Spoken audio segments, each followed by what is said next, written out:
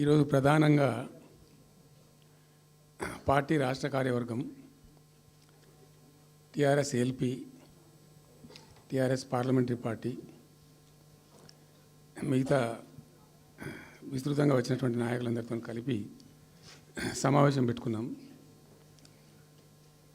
ప్రధాన కారణం, the main agenda of the meeting was Palamuru Rangareddy ఎత్తిపోతల పథకంలో ఈ రాష్ట్ర ప్రభుత్వం మరియు కేంద్ర ప్రభుత్వం కలిసి తెలంగాణకు చేస్తున్నటువంటి ద్రోహం, తెలంగాణకు తలపెట్టినటువంటి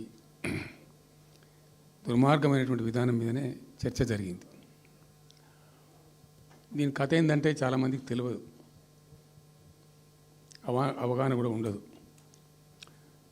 కొత్త తరం వాళ్ళకైతే అసలు తెలియదు. ద రీజన్ వై ఈజ్ సమైక్య ఆంధ్రప్రదేశ్లో అత్యంత దారుణమైనటువంటి వివక్షకు గురైన జిల్లా పాత మహబూబ్ నగర్ జిల్లా. చాలా చాలా దారుణానికి.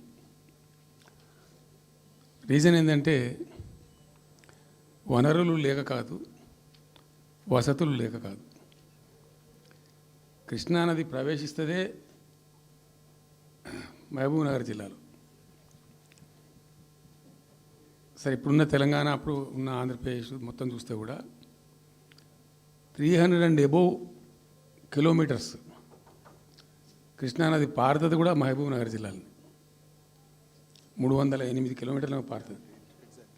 308 కిలోమీటర్స్ పారుతుంది. ఇది రెండు రాష్ట్రాలు కలిపి లెక్క చూస్తే కూడా. అయినా కూడా 50 ఏళ్ళు అప్పటికి 50 ఏళ్ళు పరిపాలించినటువంటి కాంగ్రెస్ పార్టీ కానీ, ఆ తదనంతరం సుమారు దగ్గర ఒక 20 ఏళ్ళు పరిపాలించిన తెలుగుదేశం పార్టీ కానీ, పాలమూరుకు చాలా దారుణమైనటువంటి తిరిగి కోలుకోలేనటువంటి దెబ్బ కొట్టిన పార్టీలు ఈ రెండు పార్టీల ప్రభుత్వాలు. ఇది లోకమందరికి తెలుసు. ఆ జిల్లా యాక్చువల్లీ అప్పర్ కృష్ణా ప్రాజెక్టు, భీమా ప్రాజెక్టు, తుంగభద్ర ఎడమ కాలువ ప్రాజెక్టు, దాని ద్వారా ఆనాటికి అన్ని ఫైల్స్ ఉన్నాయి, రికార్డ్స్ ఉన్నాయి. ఏదో ఒకటి స్టోరీ కాదు. 174 టీఎంసీలు నీళ్ళు పాలమూరు రంగారెడ్డి జిల్లాకు రావాల్సి ఉండే. పాలమూరు జిల్లాకు ఆనాటి ప్రతిపాదిత ప్రాజెక్టుల ప్రకారం రావాల్సి ఉండే. ఆంధ్రప్రదేశే ఏర్పాటే తెలంగాణ పాలిట పెనుశాపం. కొంతమందికి నచ్చదు, కానీ పెనుశాపంగా పరిణమించింది ఆంధ్రప్రదేశ్ రాష్ట్ర ఏర్పాటు. మొత్తం తెలంగాణకు, అందులో మోర్ స్పెసిఫికల్లీ మహబూబ్ నగర్ జిల్లాకు జరిగినటువంటి తీవ్రమైనటువంటి అన్యాయం. ఎస్ఆర్సి యాక్ట్ అంటే స్టేట్ రీఆర్గనైజేషన్ యాక్టు స్పష్టంగా చెప్తుంది, ప్రతిపాదించబడి ఆల్రెడీ శాంక్షన్ అయ్యి జరుగుతుండే ప్రాజెక్టులు, కంటెంప్లేట్ చేసి ఉన్న ప్రాజెక్టులు, వాటిని మార్చకూడదు, అవి కొనసాగించాలి. ఆ చట్టం ఉండగా కూడా వాటి అన్నిటిని కాదని వీటిని మొత్తం అబాండన్ చేసి పడేసిండ్రు. అట్లా చాలా చేసినారు.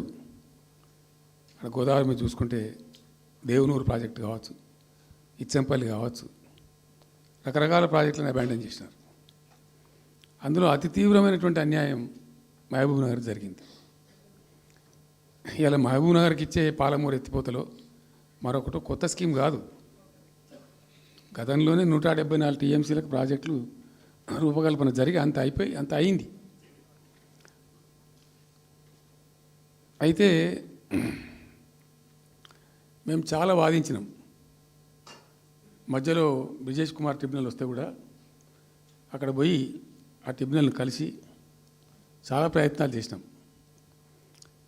ఉద్యమ సందర్భంలో, ఉపన్యాసాలలో, కరపత్రాలలో, జలసాధన ఉద్యమ సందర్భంలో, మా క్యాసెట్ల రూపంలో, స్పీచ్ల రూపంలో, కరపత్రాల రూపంలో, పోస్టర్ల రూపంలో, క్యాసెట్ల రూపంలో రకరకాలుగా వాదించుకుంటూనే ట్రిబ్యునల్ కూడా వేయాలని పోతే ట్రిబ్యునల్కు ఉండే ఒక డెలికసీ ఏంటంటే వాళ్ళు రాష్ట్రాల మధ్య పంపిణీ చేస్తారు తప్ప రాష్ట్రం లోపల ఉండేటువంటి ఒక ప్రాంతానికంటే వాళ్ళు చేయరు.